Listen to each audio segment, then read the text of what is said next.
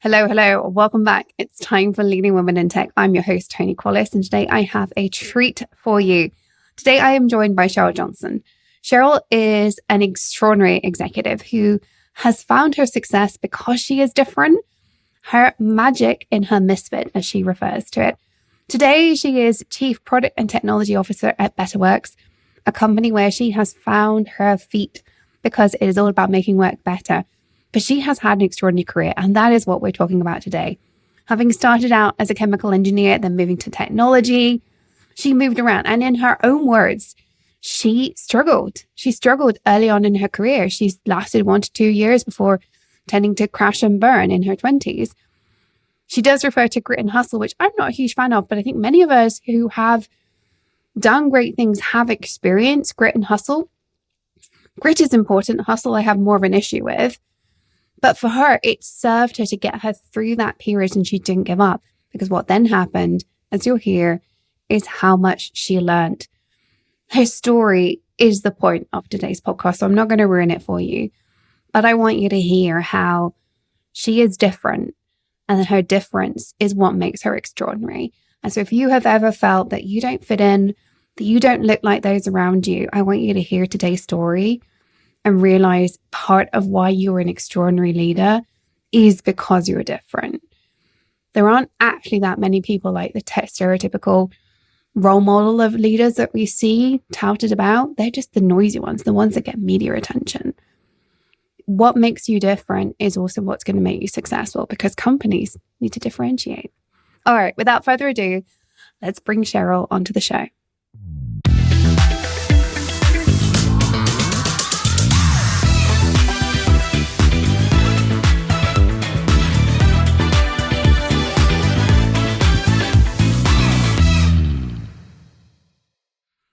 Welcome to the show, Cheryl. Thank you for joining us today. Happy to be here. I'm delighted to have you here.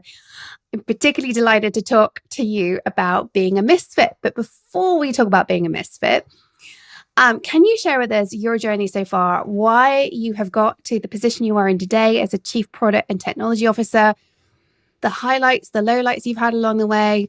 What got you to where you are today? I would love to share that, Toni. So when I think about my journey and my career and professional life, I think of it in 3 chapters. And the first chapter, in my 20s, I was an individual contributor engineer. And, I was so rough around the edges. Like, I can't even begin to tell you the stories of the lowlights of that beginning part of my journey, because they're embarrassing. Some of the things I did, at companies. And so I tended to crash and burn. I maybe would last a year and a half, whatever startup I happen to be at. So it was, I would say, a rough beginning for my professional journey. And if you were to go back in time and talk to the Cheryl back then and show that Cheryl, the picture of Cheryl now, she wouldn't believe her eyes. Let's just put it that way. Like that, it was definitely not in my plan for myself or what I expected of myself in those early days. So, I was more focused on probably my social life and the things going on outside of work. But one of the things I did have was a fair amount of grit and hustle, in those early days. And so I kept chugging along, and I kept learning from every mistake. So it wasn't that I was just, obviously I'm an engineer right at this point. Mm-hmm. So I took my career seriously in some way, shape, or form, but it wasn't even close to kind of how I took my career later in the later phases of my journey. So very rough around the edges, but willing to learn and willing to grow and willing to kind of like dust myself off from the fall and get up and try again. So lots of lowlights. But one of the highlights of that career was I ended up at Amazon.com, and it was about 1998. So it was through acquisition. So I was working at another startup, and through acquisition was able to join the mothership. I moved to Seattle, and I worked as an engineer at Amazon during really a phenomenal time period, so it was really when Amazon was going from bookseller to lots of other categories. And I was a part of the toys launch and the auctions launch. Wow. And it was a phenomenal experience. an intense year and a half. So I lasted a year and a half at the mothership. I was with subsidiaries for a couple of years on either side, but the mothership at the time was a very intense place to be. 80-hour work weeks were the norm, Wow. especially, for us young engineers. So there was only so long I could do that for, but no regrets on that experience because it was so formative. And it really, one, showed me that I could kind of be with the best and carry my own. So one of the ways I approached being in these environments, and I think has been the key to my success throughout the later chapters of my career, was anytime I kind of felt like I didn't know anything or know what I was doing or couldn't keep up, I just tried to learn as quickly as possible. So lots of self-reliance on learning, getting help, you name it, in order to overcome that gap. So for me at Amazon, it was technical gap. So there was a lot of technologies I had never learned, a lot of types of coding that I hadn't done. So I was doing tutorials, at night, anything I could do to kind of learn enough to be able to keep up with the rest of the organization. So skill set that I had early on and never failed me. I continue to use for sure. And then the second chapter for me was really getting into, I would say, more management, early leadership, middle management. And I really got pulled into that by leaders that saw something in me. So again, I didn't necessarily have that expectation for myself. I didn't necessarily see myself being a manager or a leader, never mind, right? But other people saw that in me and were kind of pulling me into those roles. So one of the first sort of post Amazon startups that my manager was sort of pulling me in. And then I had a 4.5-year stint at a company called Digital Think, which was an e-learning company in Silicon Valley. And I had the same boss that 4.5 years, and she definitely saw something in me. So I was her right hand, and I went from individual contributor engineer to director level when I finally left that company.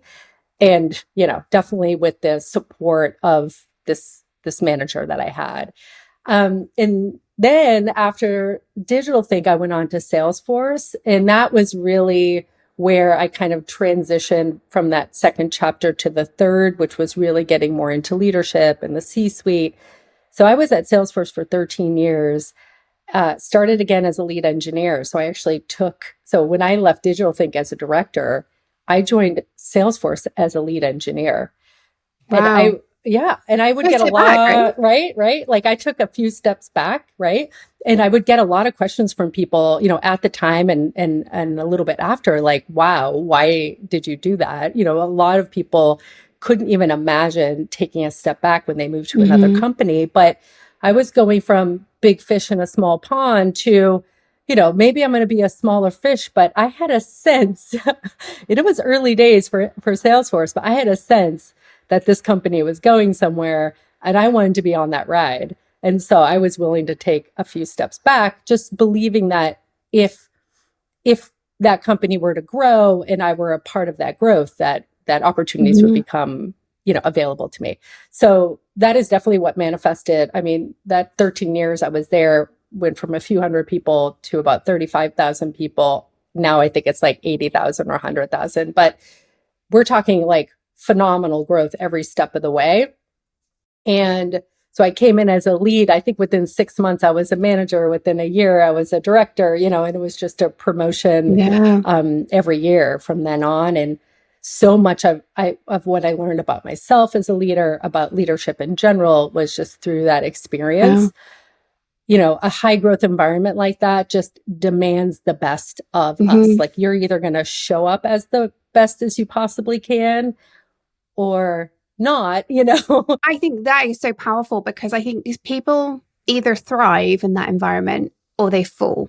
Yes. Right. And you see people in a hypergrowth environment, you see people pushed out, even when there's hypergrowth hiring, or they're pushed over there. Right. Yeah. They're just put to one side. Like we need you because we're hiring so fast, we can't keep up, but you're not going anywhere. And then you see people like apparently you who just level up with a company. Why do you think that was? Like when you earlier on in your career, you described how, you were potentially struggling, chugging along, making lots of mistakes. What set you up for success at Salesforce that meant you were able to ride that train and take advantage of it? I wanted to be impactful. So I would have a lot of folks come to me, during my tenure at Salesforce and say, hey, I want to do what you did. How did you do it? And I definitely have some tactical recommendations for folks, but at its essence, I was never necessarily thinking about, oh, I want a promotion.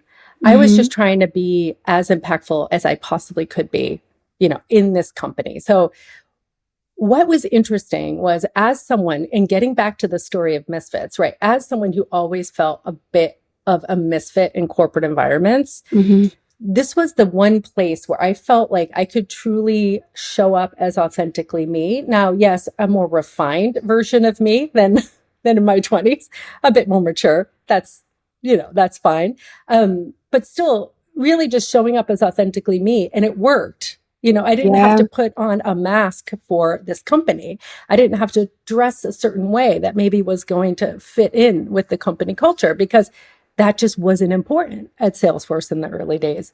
What was important was what you were saying a minute ago. We were growing at hyper speed. We needed the work done. We needed people thinking creatively and innovatively and just, putting their best foot forward. So it was just this perfect combination of, it was the right time in my career. So, just as far as when I joined, very quickly within the first 2 years, I was at Salesforce. I bought a house, got married, and had a kid. Did it all, right? All in 2 years. And all that promotion stuff is all happening as well. That's insane. Yeah. But it was the kind of thing that just lit the fire under me. Yeah, all of a sudden I went, from like this gallivanting person in their 20s, crashing and burning, and who cares, to, okay, I have all these adult responsibilities and I need to show up for those. So it all kind of like dovetailed nicely for me. And I just wanted to be impactful. The company was a great place to be. I had the same boss for 8.5 years, which is also wildly unheard of. It's very, especially if everybody was hyper growth. You were like, one thing I want to call out here is, for that to have happened, both you and that boss were growing together, and probably you were both lifting each other up. I talk a lot to people about how if you want a promotion, you need to get your boss promoted. Yes. Were you conscious of that? Was that a conscious part of the journey, or was it just something that happened? It was conscious for sure. And that's the tactical bit of advice I give to people is, if you are working for someone who isn't trying to be as impactful in your role as you are, you're going to be limited. So you need to find that person, that part of the organization that is really going to work for you culturally. And so, yes, my boss and I were very similar in that way. And I was very much her right-hand person. So if she needed something, I was the first one, I was always the first one to get it done. I always prioritized what she needed, because I knew, to your point, right, I needed to help my boss get promoted so that I could get promoted. Yeah. And then, it's just a win-win. And it always shocked me when I would have peers that weren't thinking in that way, where she would have to ping them, where's your budget? Ping them again. Where's your budget? Ping them again. And I'm thinking to myself, like, what planet are you on? Because that's a career limiting move if I've ever seen one, It's being the person that has what your boss needs, but not enabling something like micromanagement. It's a tricky line, right? But it is. You mentioned earlier about how part of it was you seemed to know what needed to be done. You did what you wanted to be doing, but it was also what needed to be done. And I think sometimes we don't all see this is what the business is. You said you didn't think about your promotion per se, but you were doing what a lot of people, when I coach them in, they want a promotion, I'm like, okay, let's talk about what it requires to get a promotion, which is you need to demonstrate business value. You clearly understood that. Where did that come from? Do you think you figured that out earlier on in your career? Because it's not an innate thing, I don't think. Most people don't seem to come to me knowing what it takes to provide business value unless they run a company themselves. Yeah, definitely. I do want to say, yeah, that 4.5 years I spent at Digital Think, and I had it, the same boss who was Hmm. also, she was a stellar leader as well. And I learned a tremendous amount from her. I think that definitely set the path of, we Hmm. were just always in that mode of trying to figure out how to grow the business, and especially in a startup environment, you kind of have to, right? It's the survival of the company and the survival of all your jobs really Hmm. depend on that. So it's not a nice to have. Whereas when you're in a bigger company with tens of thousands of people, one of the things I joke about when I left Salesforce, like, it's so big, right? And you leave and it's like self-healing. It's like you were never there, Yeah. Yeah.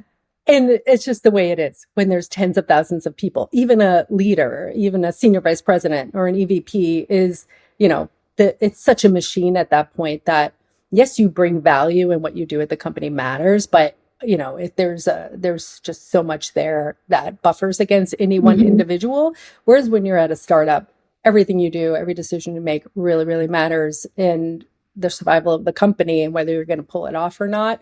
So I always tell people too, when they're thinking about their career, those that are younger in their career, Hmm. have both of those experiences. If you can, startup environment, you can just do so many different things. So you're not going to be kind of boxed in as much as you will be in a big company.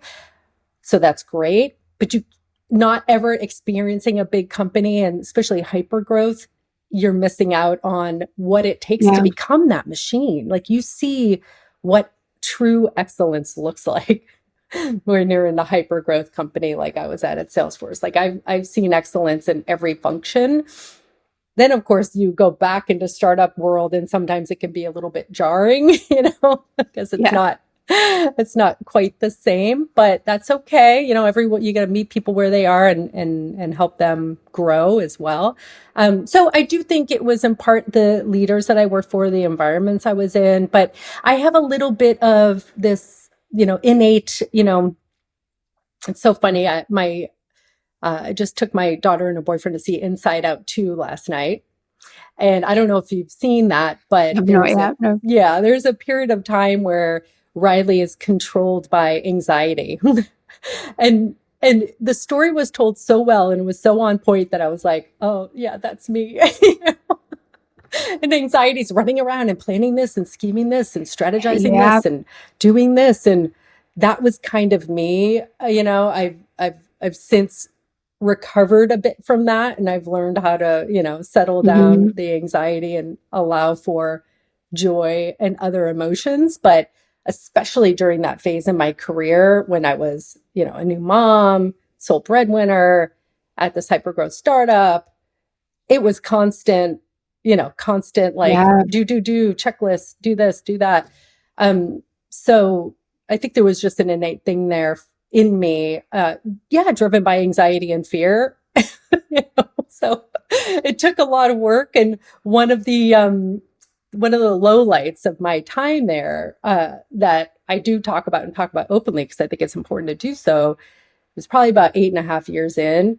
And I walked into my boss's office and quit, like cold turkey quit. No plan, Wow. no, yeah. And I'm still sole breadwinner, but That's it. That is it intense. was Okay. intense. I was not in a good place. I was super, super stressed, super burnt out. A lot of it was just like dynamics within the organization. As these companies get bigger, there's a lot more politics Hmm. and it's just a lot trickier managing those dynamics. And there was a new leader that came in running engineering that I was just butting heads with. And it was really challenging. So he was a Hmm. couple of rungs above me. And it was just not working for me. I wasn't handling it well. So I was very stressed, very burnt out. So I walked into his office and I said, I quit. And he just like looked at me and he said, okay, you don't look like you're doing so well. I'm not going to accept your resignation. Why don't you take a month off? And then we'll talk. Wow. So yeah, we That's had a good unlimited, boss. Right? Yeah. Absolutely. Absolutely. We had unlimited PTO. And so it was right before the holiday season. So it was like the month of December quiet anyway for us. Hmm. So he said, take the month off and then we'll talk. So I took the month off, and it was interesting. One of my friends happened to be, she was like in social work, and she worked with folks on like the fringes of society, right? Um, and I reached out to her and I said, what do I do? Like, what should I do? And she sent me 5 things, like 5 different things I could do, including connecting me to her, one of her meditation teachers. And I had never meditated before then. And so I hired her. We did a weekly session over 10 weeks, really kind of all the foundations of mindfulness, and building up, those foundations, building up a practice. There were a bunch of other things I did during that time frame, but it saved me in the moment. And talk about tools in the toolbox that have allowed me to be successful in this 3rd chapter as an executive, all came from that time period. So that's the other thing, that when folks are struggling, and you probably see this too with coaching, right? Like you fall into that pit, and I think when folks get stuck in the pit is when they don't seek help. Yeah. You need help, right? I usually, if I fall in the pit still, it was a couple of years ago, I was in the pit. I had a coach, I had a therapist, like, I'm hiring anyone I need to. I see this. I think sometimes we don't know we're in that pit. We are Hmm. feeling overwhelmed, but we're not quite sure why. And we don't really admit it to ourselves because we're still treading water. We're fine. We're high performing. I was actually talking to one of my colleagues earlier about this. Like, we're hyper performing even, right? At that level. And it looks like we're doing a lot. We're delivering a lot, but something's just not right. We're lacking fulfillment. There is that lack of energy. And that to me is what is a red flag. But I think we wait until we're past that to the point of, no, I'm fully burnt out and I have to quit. Whereas the lack of energy, that lack of fulfillment, are those warning signs of burnout is on the horizon. But we don't do anything about it at that point, because to everybody else, it looks like our lives are amazing. Absolutely. Like, you've got the job, you've got the responsibility, you've got the paycheck, you've got it all. You should be grateful. Look, you're a woman who's made it. And you're just pedaling, but there's something not right. Does that resonate with you? Oh, absolutely. There were so many signs that I wasn't seeing. But the external validation for all of that is so there. So that does kind of cloud your judgment very much, right? Yeah, and usually. This notion of like kind of taking a step back or pulling back is not always, it's not lauded necessarily. I think more now than back then, than 10 or 15 years ago. I think the conversation has changed. So there's more room for having these kinds of conversations. But I still see, though, for folks that are in this mode of where a lot of it is anxiety driven and fueled, there's just, you don't allow yourself any real downtime. Work is almost always on the brain. And I got to this point, and I've, even since gotten to this point, so I have to constantly be working on it. It's not that, okay, I did my 10 weeks of meditation and now I'm all good. I have to maintain all these practices because it's easy to slip back into it. Disrupted sleep, as an example, where you wake up in the middle of the night and you're just like thinking about work.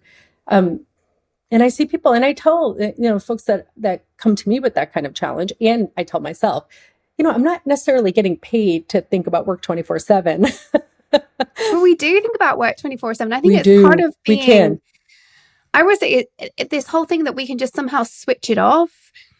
I mean, this is why we're not paid to do a 40-hour week, I don't think, because you're solving problems in your sleep. You're solving problems in the shower. You're solving problems where you're cooking dinner, because it's part of, when you have a great job that's really fulfilling, it's part of who you are. Right. And that's okay. Absolutely. Yeah. Like when I am in, like right now, for example, I'm in a great place, a great company with a great culture. And I just took on this new expanded role and, taking over product strategy. So I was SVP of engineering. And then our chief product officer left. And I remember, my boss put a 15-minute meeting on my calendar on a Sunday for a Monday. And I was like, But, at this point in my career, I'm like, we'll just see what this meeting is about. I'm not going to stress.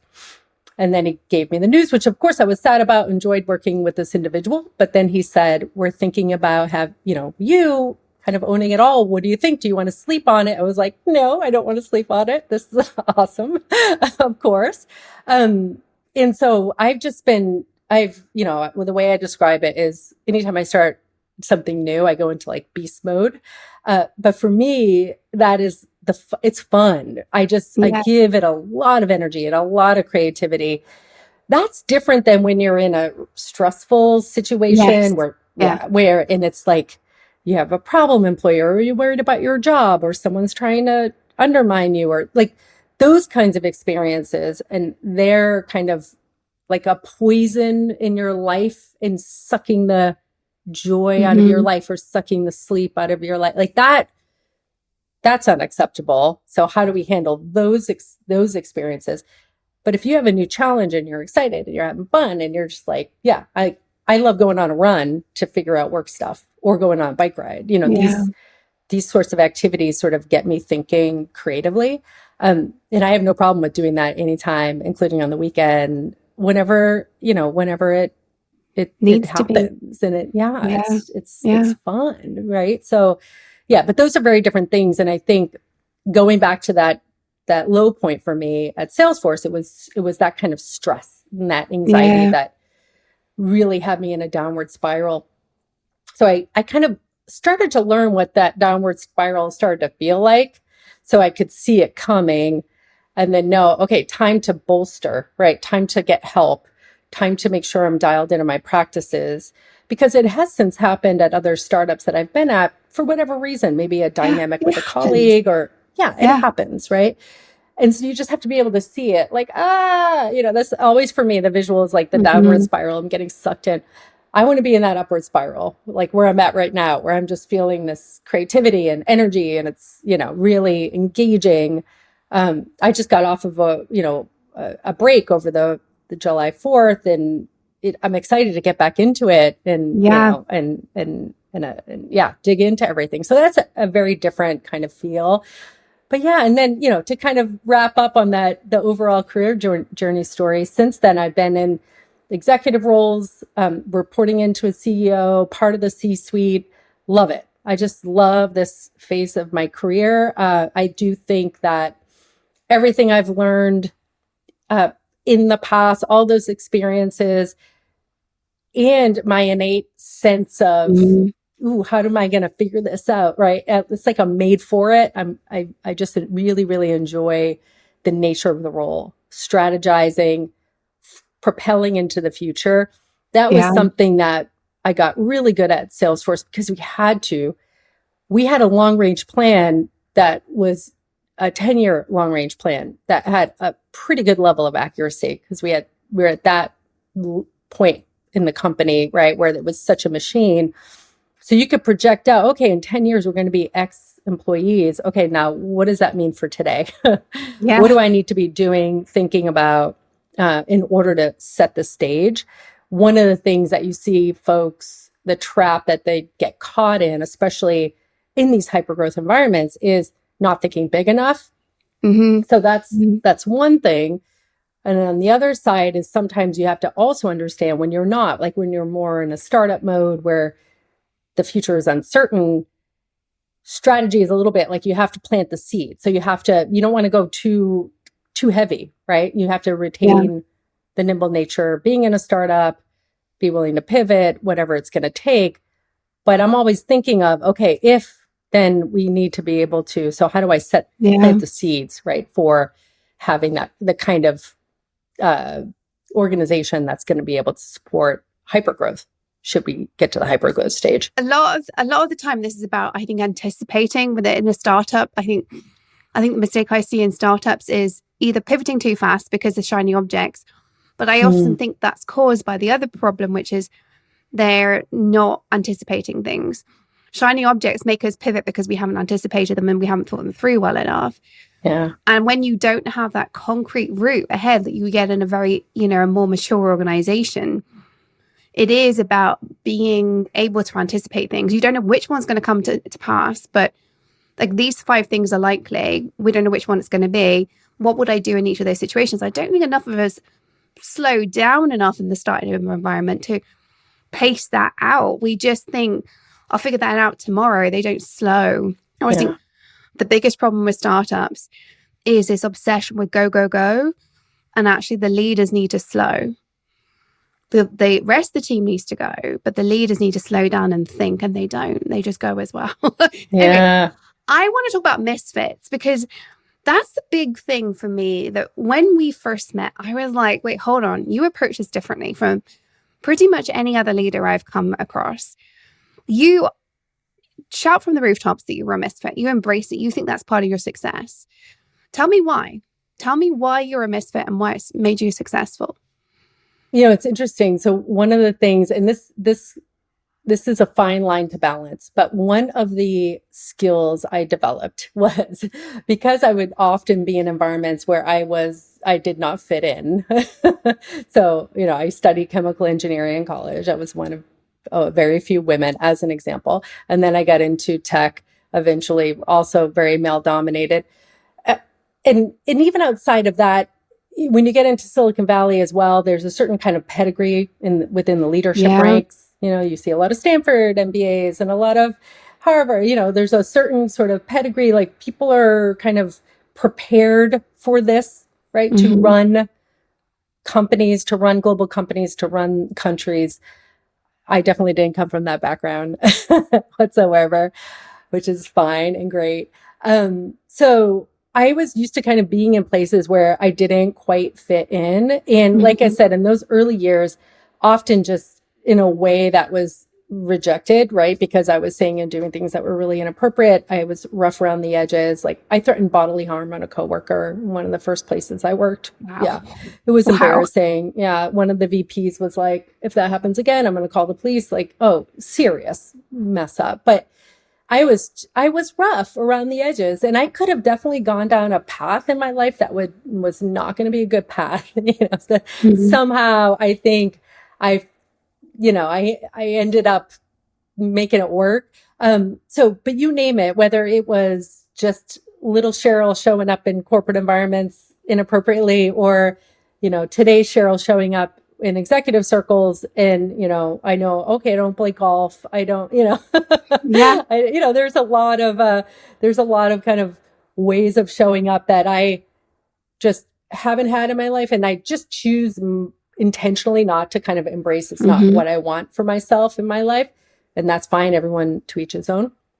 So that was always it. So because of that, I still wanted to figure out how to connect with people, right? There's this other piece of me that really likes to connect with people and really get them and understand them and sees what ticks. And I know that has really helped me as a manager and as a leader, and especially in the engineering world, right? Where a lot of that doesn't happen a lot. Sometimes it's like everyone's kind of thought of as an asset or a resource, and, we're all engineers and almost like machines, right? But I would sit down with an engineer, probably a very introverted engineer, and I'm like, okay, what makes you tick? Like I want to know, and I have this way of being able to kind of adjust how I communicate, how I, everything, my physical being to mirror people. I think it was a bit of a safety mechanism. Oh yeah. And it's fun because I do it too. And I fall into the trap of mirroring people when I'm uncomfortable. I don't even know I'm doing it. And people have called it out in me. But you're right. It does put people at ease. It's definitely it's a safety thing, but there's a silver lining, which you've obviously found, right? There is a silver lining, and that is that you can quickly get to connection. I can connect with an introverted engineer. I could turn around and connect with the most outgoing, boisterous salesperson, or executive, you name it. But so, and I talk about this in a way because I get that there's like this. It's a thread that we're trying to thread, right? I want to be able to show up as me authentically. But what I've come to learn and embrace is that is a part of who I am. It's a part of who I am. For whatever, the beginning of the journey was, if it was a bit fraught, fine, right? So yes, it was a safety mechanism, learning how to kind of react and adjust to people so they would, not hurt me. But might have not come from a good place, but now it's an asset for me, and I have self-awareness around it, right? So I It's also key. know, if someone is bringing a lot of negative energy or energy that I don't want to be around, I can also say, yeah, no. So Mm, not going to happen, right? Like I don't need or want that in my life, or I'm not going to mirror that because that's not, it's not who I am. But it's almost like taking lemons and making lemonade. So I think that's just one of the superpowers that come from being a misfit, right? Is this ability to connect. And also this,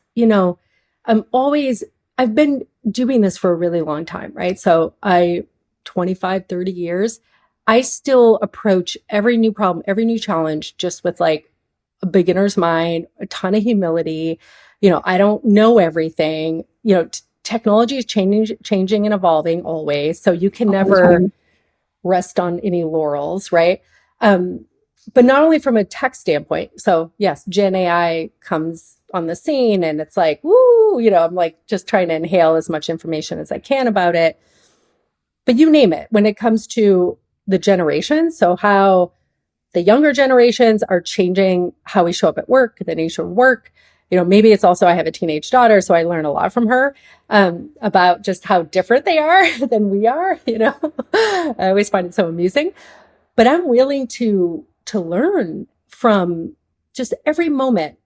I would say I was way more arrogant when I was in my 20s than I could ever be now. Yeah. And I think that's become a superpower for me because I'm not just sort of resting on my laurels at all, or just kind of sitting back as it pertains to my career or even my life. I'm always learning new things. So you name it. I was taking singing lessons for a few months. I've been doing ceramics Hmm. lessons. Like I'm always just trying to learn new things and at work and outside of work. And I think it keeps me energetic. It keeps me relevant, keeps me creative, innovative, Hmm. all of these things. I think it's so fascinating. You talk about that. You're always starting as a beginner, and you go in and essentially you connect with people by making them feel comfortable, so they share with you what you need to hear. Yeah. And this is something I hear a lot from women who are very successful executives, which we don't see role modeled very much in the media. In the media, we see successful male executives being very feisty, bullish, arrogant. I would even say, we're all thinking about a particular white Yeah, guy right now. Right? We've all got somebody in absolutely. our minds as we think of this. And what you've just epitomized is the conversations I have with executives who I actually think, and including male executives who I genuinely see having a big impact. They are incredibly humble. They're humble, but they also know when to put their foot down and say, no, this is the Hmm. direction of travel, folks. Yeah, Come along with me.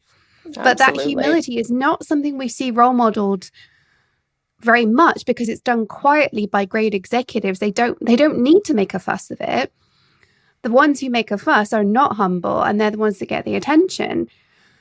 Do you see that being part of what's happened with you? It's your humility is part of the success you have. Hmm. Yeah, definitely. And this is where, for me, the message around the misfit too, it's like, how much do we have to adjust to fit in to these Yeah. environments? And then how much does the environment need to adjust to work for us? Like Yes. that's the balance. And I do think that like I absolutely, I will approach. So when I first joined one startup, I came in and I was sort of in learning mode, just trying to learn as much as possible. So I'm not going to come in and assume or make rush decisions. It's like, okay, I want to hear what's going on. What's going on? To your point, you connect, you build trust, then you hear the truth. You need to hear the truth in order to Yeah. make the best decisions.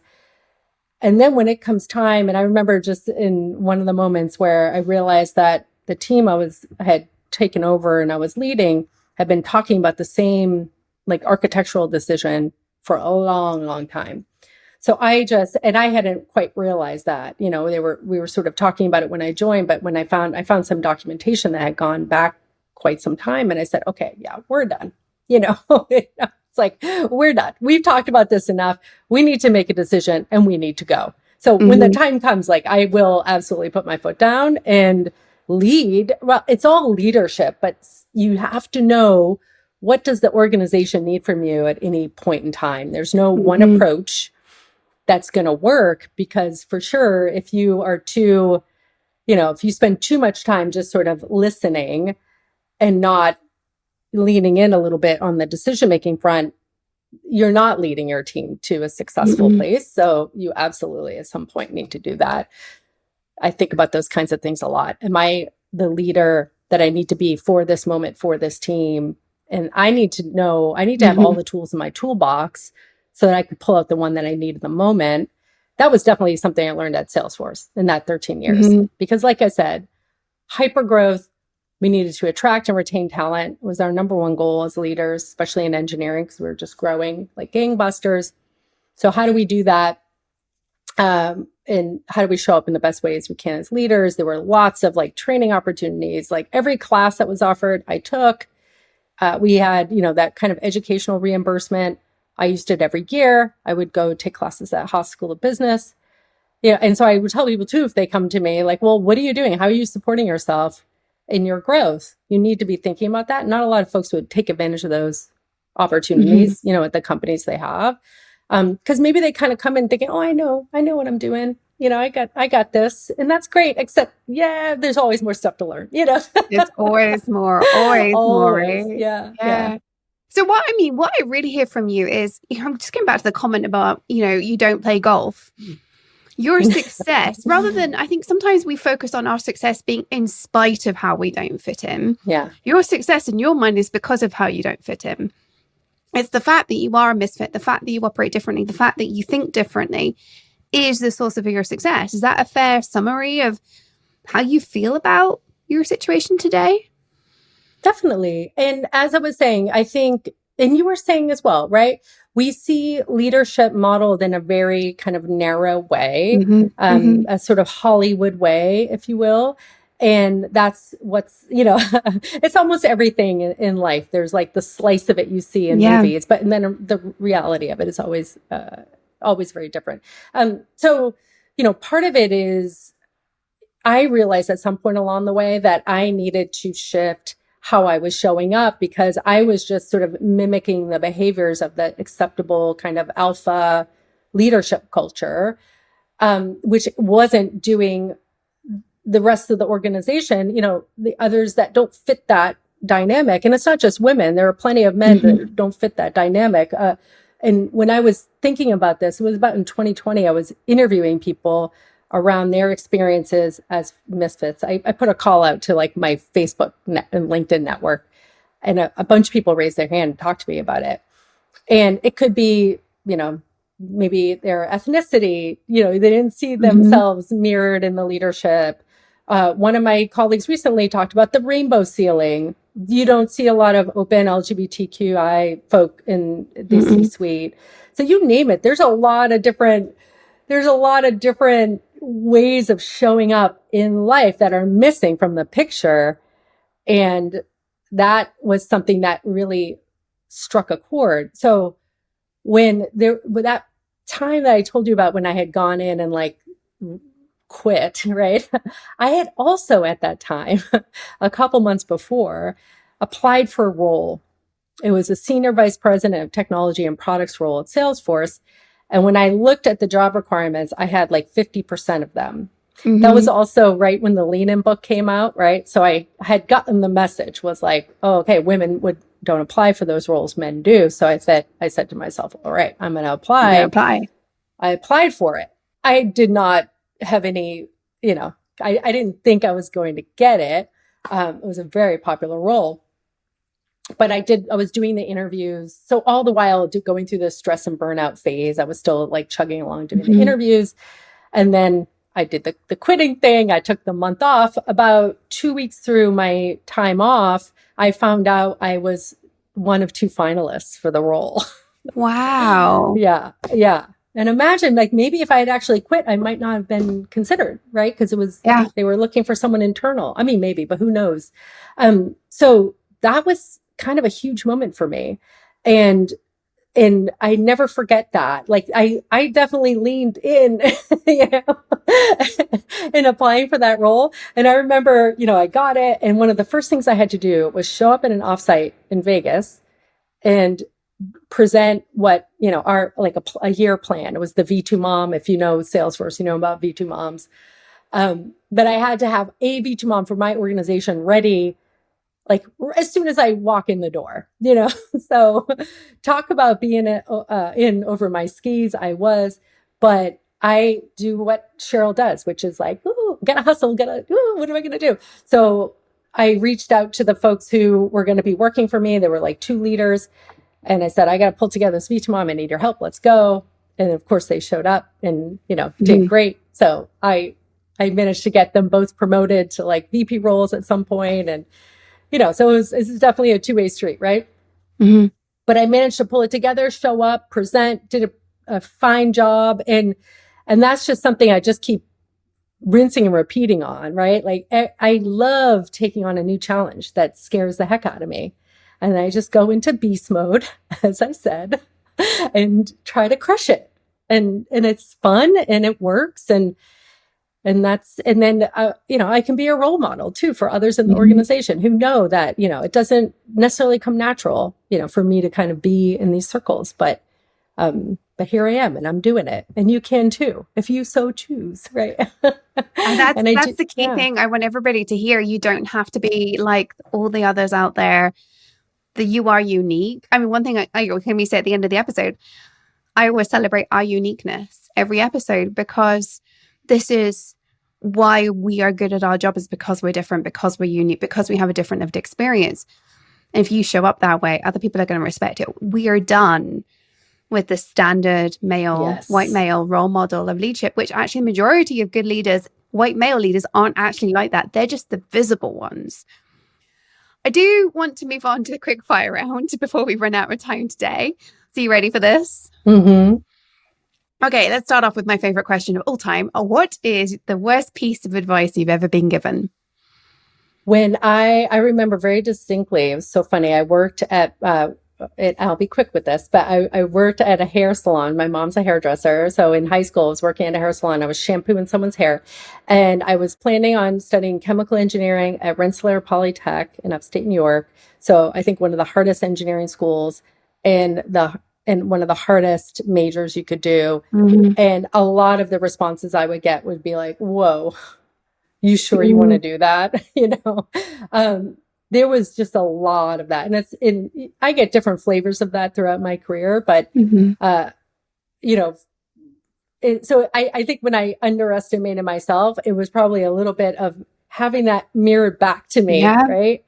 Like, oh, are you sure? Are you sure you can do that? Or you're the CTO, you know, there's always a little bit of that. And if you take that in and let that affect you, right, it's just going to do a number on your confidence and your vision for yourself in your life. And I do think there's a lot of those subtle messages that get sent 100%. To us that we have to, buffer against. I am passionate about is putting myself around people who do not detract from me, who are my cheerleaders, who do not say, are you sure? That sounds like it's really hard. Yeah. I'm like, yeah, and I'm here for the hard stuff. Like, yes, it's hard, but I'm here to change the world. So I'm here for the hard stuff.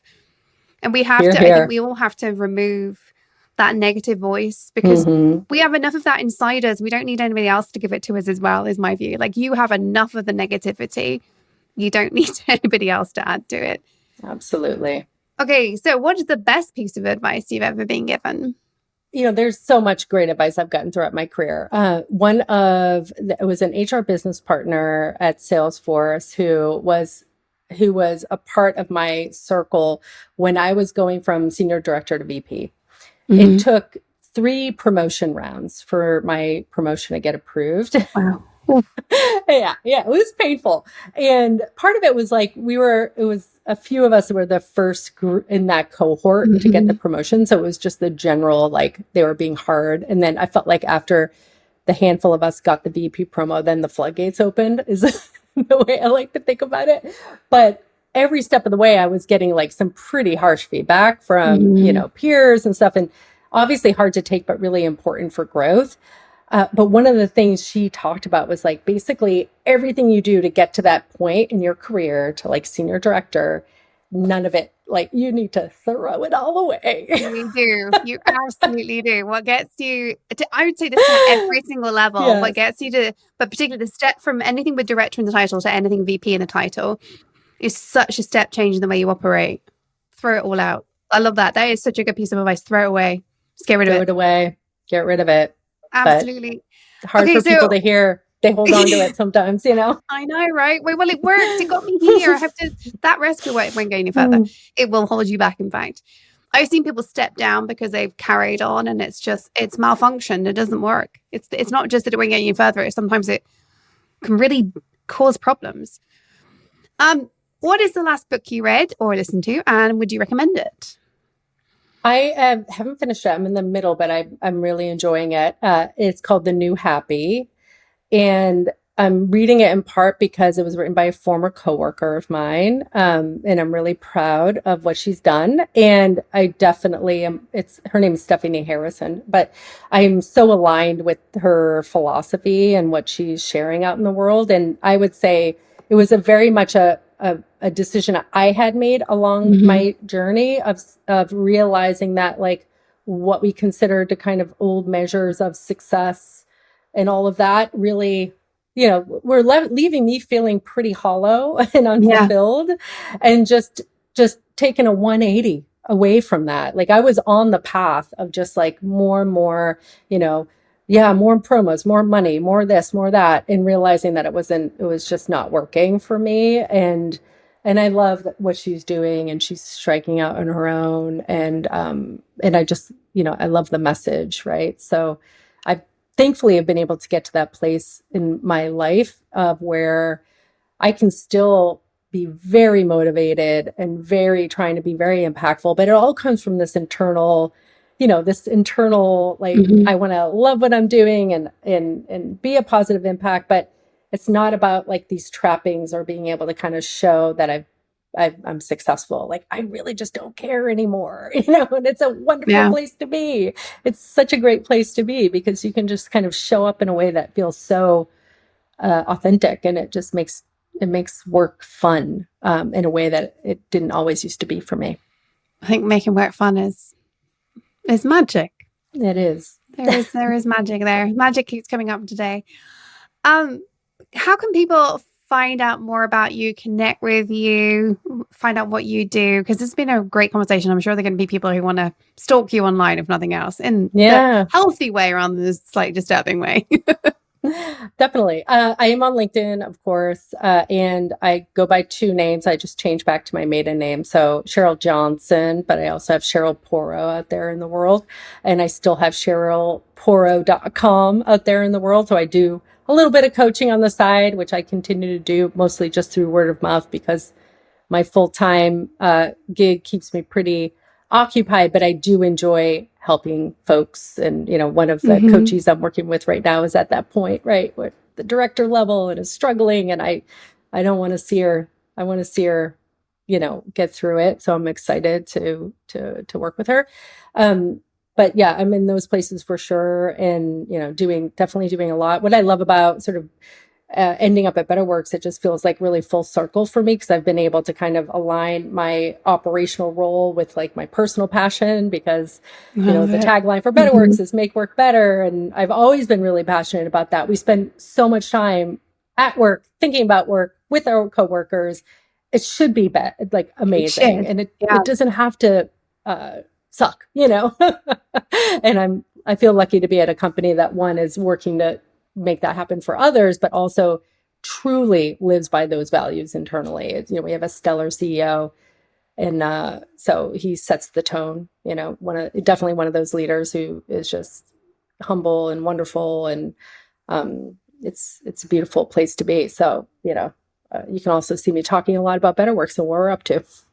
Love it. Thank you so much. This has been a fabulous conversation. I would love for you to give listeners one final thing that you want to leave them with. Like, what's the final thought you want to leave the audience with today?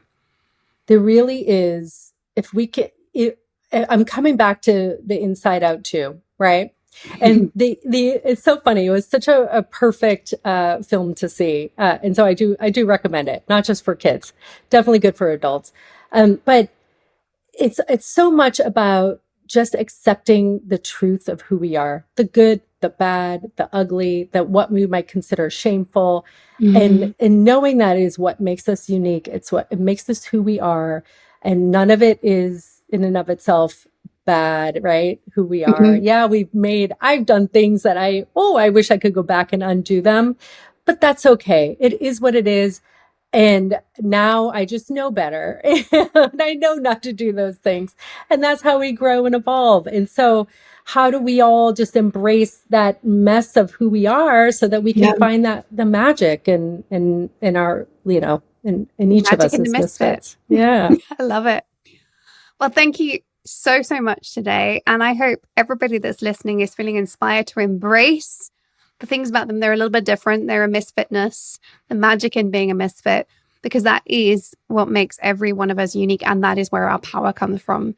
So as always, remember, stay in your tech leadership game and follow your dreams, because the world really does need that uniqueness that you bring as a leading woman in tech.